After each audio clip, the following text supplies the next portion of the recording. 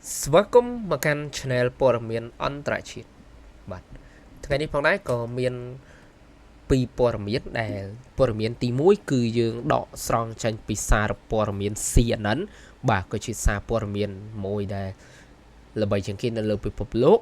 បាទចំណែកព័ត៌មានទី2គឺយើងដកស្រង់ចេញពីសារព័ត៌មាន Reuters បាទគឺយើងដកស្រង់រាល់ថ្ងៃបាទលើកនេះគឺយើងដកស្រង់ចេញពីសារព័ត៌មាន CNN វិញតែម្ដងបងប្អូនបាទនៅថ្ងៃទី6ខែឧសភាឆ្នាំ2025នេះបាទអ៊ុយក្រែនបានចាប់ផ្ដើមការវាយប្រហារដោយដ្រូនលើទីក្រុងមូស្គូជាលើកទី2បាទចំណុចមួយនេះខ្ញុំចង់បញ្ជាក់បងប្អូនណាគឺការវាយប្រហារជាលើកទី2តែម្ដងបាទដោយឡែកការពីម្សិលមិញថ្ងៃទី5គឺអ៊ុយក្រែនបានវាយប្រហារទៅម្ដងហើយបាទចំណែកថ្ងៃនេះថ្ងៃទី6គឺវាយប្រហារម្ដងទៀតបាទអ៊ុយក្រែន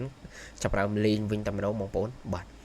អាញាធររុស្ស៊ីបានរាយការណ៍ថាមានដ្រូនចំនួន19ត្រូវបានបំផ្លាញនៅជិតទីក្រុងមូស្គូការវាយប្រហារនេះបានបណ្ដាលឲ្យអាកាសយានដ្ឋាន4នៅទីក្រុងមូស្គូត្រូវបានផ្អាកការប្រតិបត្តិការជាបណ្ដោះអាសន្នមួយក្នុងចំណោមដ្រូនបានប៉ះពាល់ដល់អគាររស់នៅមួយប៉ុន្តែគ្មានការរងរបួសឡើយបងប្អូនតាមសេចក្តីរាយការណ៍ដែល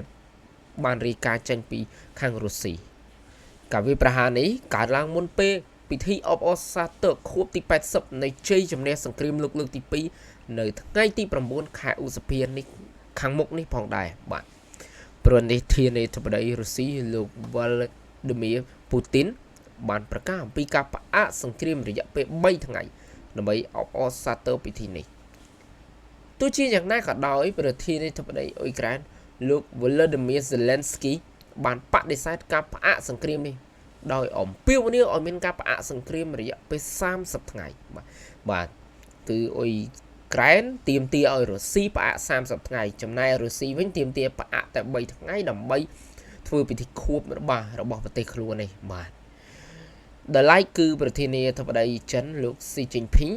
មានផែនការក៏ទៅធ្វើដំណើរទស្សនកិច្ចផ្លូវការទៅកាន់ប្រទេសរុស្ស៊ីផងដែរចាប់ពីថ្ងៃទី7ដល់ថ្ងៃទី10ខែឧសភាដើម្បីចូលរួមក្នុងពិធីអបអរសាទរខួបជ័យជំនះសង្គ្រាមនេះបាទព័ត៌មាននេះគឺជាថ្មីម្ដងទៀតគឺព័ត៌មានដកស្រង់ចេញពីសារព័ត៌មាន CNN បាទបងប្អូនសូមរងចាំទស្សនាព័ត៌មានទី2បាទហើយបងប្អូនកុំភ្លេចជួយចុច Subscribe អ្នកមួយផងអរគុណស្វាគមន៍មកកាន់ Channel ព័ត៌មានអន្តរជាតិបាទ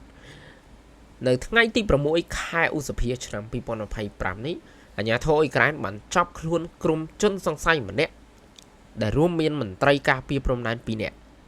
បាទពួកគេត្រូវបានចោទថាបានជួយបុរសប្រហែលជា30នាក់ឲ្យគេចចេញពីប្រទេសដើម្បីជៀសវាងការចូលរួមបម្រើការពារជាតិក្នុងស្ថានភាពសង្គ្រាមនេះផងដែរជនសង្ស័យម្នាក់បានគិតថ្លៃប្រហែលជា$15,000បាទដោយប្រើវិធីបញ្ចេញឯកសារថាពួកគេមានជំងឺពិការភាពបាទចំណុចនេះផងដែរគឺប្រទេសអ៊ុយក្រែនណាបងប្អូនបាទគឺអ៊ុយក្រែនណាចាប់ដើមបាទគឺអត់ដឹងថាចំណុចនេះគឺគេយកព័ត៌មានមិនទាន់បានជាក់លាក់ទេតែបើតាមបទវិភាគរបស់ខ្ញុំគិតថាបាទមានអ្នកខ្លះហើយប្រហែលជាគាត់មិនចង់ចូលធ្វើជាទាហានបាទក្នុងការធ្វើសង្គ្រាមនេះក៏ឲ្យខាងមន្ត្រីបាទព្រំដែនជាមួយមានមន្ត្រីការពារ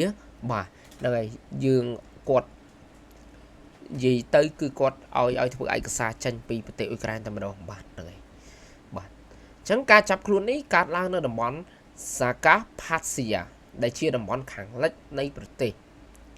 អាញាធរបានបង្ហាញរូបថតនៃការចាប់ខ្លួនដែលបានបង្ហាញប្រាក់អឺរ៉ូមួយចំនួនធំទូរស័ព្ទចល័តជាច្រើនគ្រឿងនិងរថយន្តប្រណិតទៀតផងដែរបាទអ៊ុយក្រែនបានដាក់បំរាមដល់បុរសអាយុចាប់ពី18ដល់60ឆ្នាំមិនឲ្យចាក់ចេញពីប្រទេសដែលសារស្ថានភាពសង្គ្រាមជាមួយរុស្ស៊ីទោះបីជាមនុស្សជាច្រើនបានចូលរួមបម្រើការពារជាតិដោយស្ម័គ្រចិត្តក៏ដោយក៏អាជ្ញាធរបានរាយការណ៍ថាមានការប៉ុនប៉ងជៀសវាងការចូលរួមបម្រើការពារជាតិជាច្រើនក៏កើតមានឡើងដែរបងប្អូនបាទចំណុចនេះផងដែរគឺអ្នកខ្លះក៏គាត់បាទអត់ចង់ចូលរួមបាទក៏មានដែរបាទអរគុណសម្រាប់ការទស្សនាបាទ